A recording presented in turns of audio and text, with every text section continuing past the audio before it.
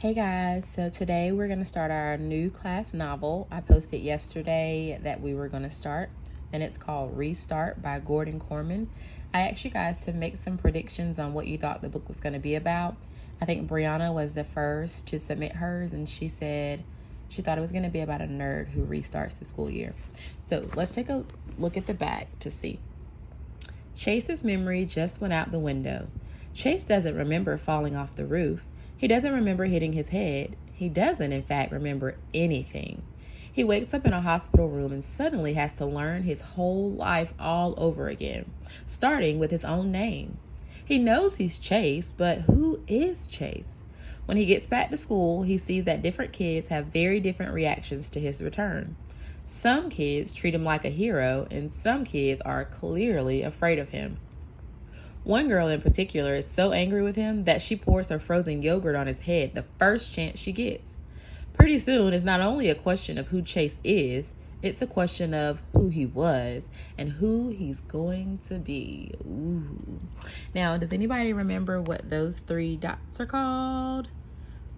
If you do, submit it on the sheet under the questions in Google Classroom. All right, so let's begin.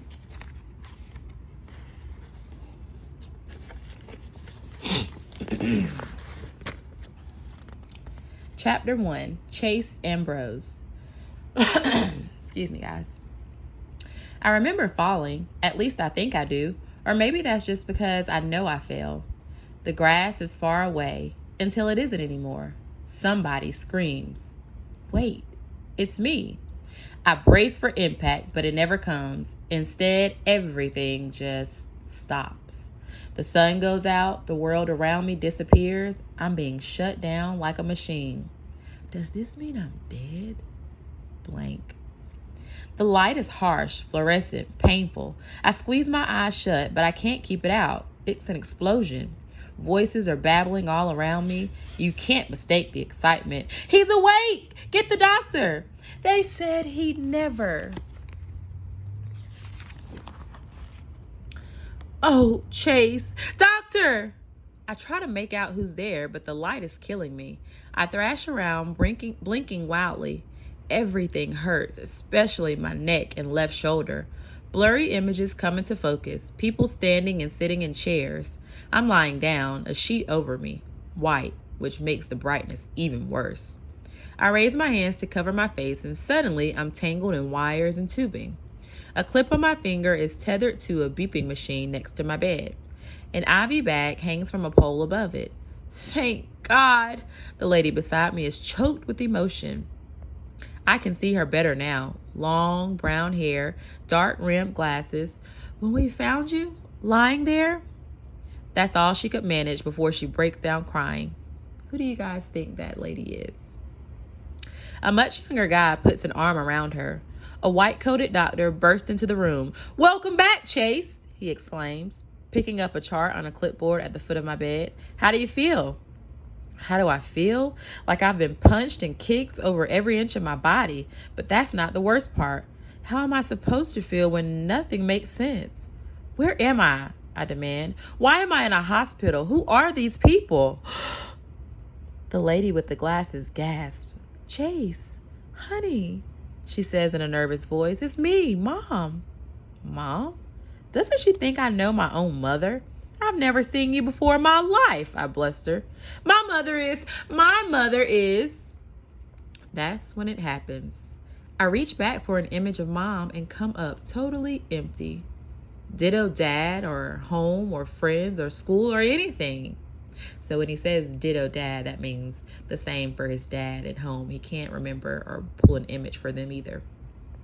It's the craziest feeling. I remember how to remember, but when I actually try to do it, I'm a blank. I'm like a computer with its hard drive wiped clean. You can reboot it and the operating system works fine. But when you look for a document or a file to open, nothing's there. Not even my own name. Am I Chase? I ask. While my other questions sent murmurs of shock around the hospital bed, this one is greeted with silent resignation. My eyes fall on the chart in the doctor's hands. On the back of the clipboard is written, Ambrose Chase. Who am I? A mirror, I exclaimed. Somebody give me a mirror. Perhaps you're not ready for that, the doctor says in a soothing tone. The last thing I'm in the mood for is to be soothed. A mirror, I snap. The lady who calls herself Mom fumbles inside her pocketbook and hands me a makeup compact.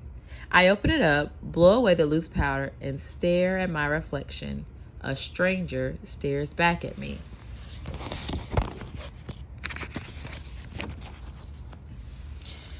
Amnesia.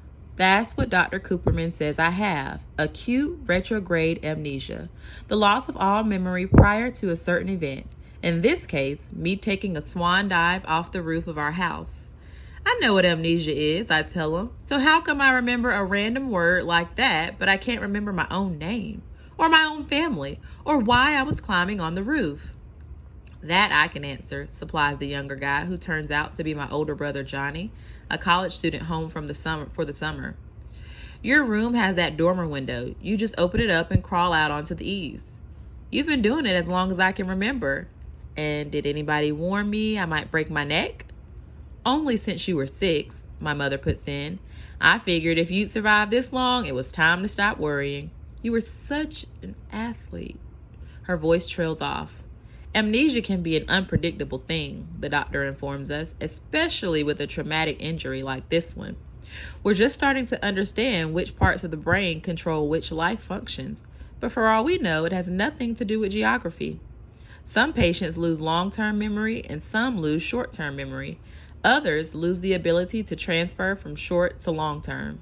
In your case, the damage seems totally confined to your sense of who you are and what's happened in your life up until this point.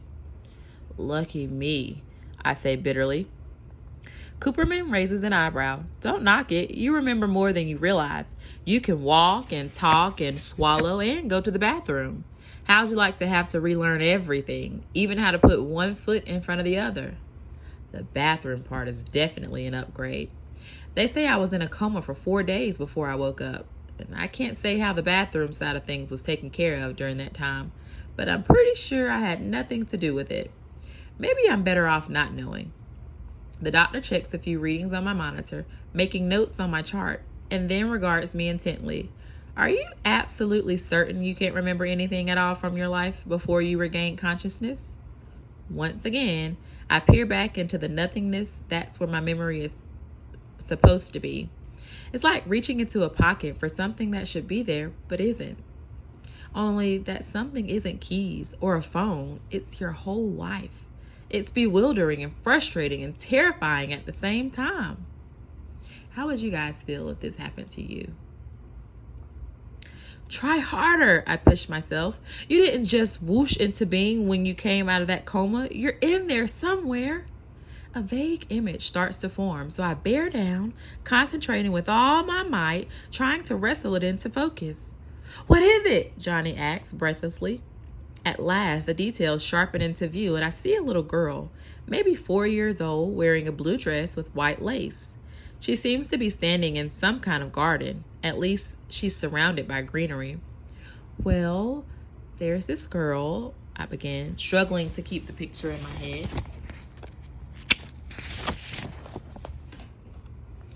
Girl? Cooperman turns to my mother. Does Chase have a girlfriend? I don't think so, Mom replies. It isn't like that, I insist. This is a little kid. Helen? My mother asks. That name means nothing to me. Who's Helen? Dad's kid, our half-sister. Dad? Sister? I search for a connection between these words and the memories they should trigger. My mind is a black hole. There might be a lot in there, but it can't get out. Are the two of them close? Cooperman inquires. Mom makes a face. Doctor, after the accident, my ex-husband came to shout and accuse and punch the emergency room wall. Have you seen him here since then, while his son lay in a coma? That should give you an idea of the relationship between my boys and their father and his new family. I don't know any Helen, I volunteered, but you can't go by me because I don't know anybody. This is just a little blonde girl in a blue dress with white lace, kind of dressed up, like maybe she's going to church or something. But why I remember her and nothing else, I can't tell you. Definitely not Helen, Mom concludes. She has dark hair like her mother. I turn to the doctor. Am I just crazy? Of course not, he replies. In fact, this little blonde girl suggests that your memory isn't gone at all. It's only your ability to access it that's been damaged. I believe that your missing life will come back to you, or at least some of it will. All right, so I have my little bookmark here because this is going to be our stopping place, and we'll start here tomorrow. I'm going to finish this page.